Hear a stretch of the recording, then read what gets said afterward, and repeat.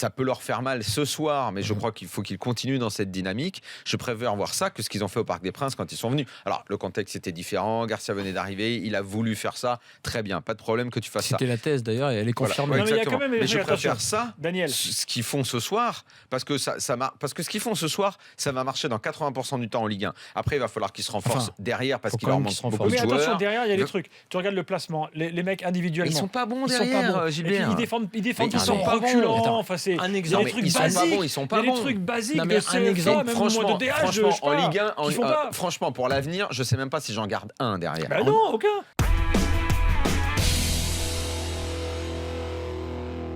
Je reviens sur le match de ce soir.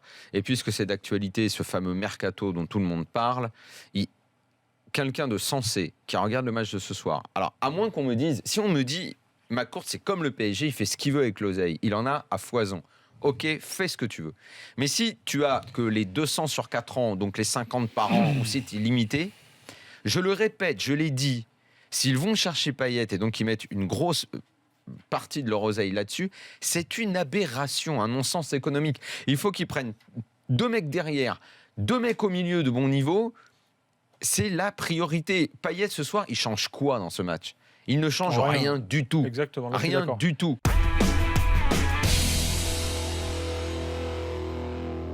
Au fait, qu'est-ce qui a marqué à Toulouse ? Incroyable, j'ai vu. J'ai pensé direct. Il est là, le chouchou pas bon. Il aurait même pu en mettre un deuxième. Oh là, qui offre la victoire à Nantes. Il Oh marque. là là. Pourtant, il est pas bon. Oh là là. Non, sauf Ah, que il est il pas marque. bon, putain, il est important. Il marque, Nantes, hein. il marque pour une raison aussi qu'on a souligné dans l'after ce Parle de week-end. Salah, là, hein, pas de Salah, Santini. c'est que Conceição tout simplement lui a dit et a fait en sorte qu'il se retrouve là où il est le plus efficace et où il fera le moins de bévues avec ses pieds, c'est-à-dire le plus près du but dans les 6 mètres. Et là, effectivement, il est servi. Et si Il a tu déjà été joues, capable de la si mettre tu au-dessus, joues ouais, et qu'on te il faut. donne les ballons, Ah bah, le bien mec sûr. il a Et une lui, telle c'est générosité, il fait les efforts, il y est. Non, mais ça, c'est pas. En plus, C'est un bon chouchou pas bon. Santini, c'est un très bon joueur. C'est un joueur qui, tu Ouais, regardes, j'aime bien, il a moi, pris, ce joueur, ouais. il est un très bon joueur. C'est un bon joueur.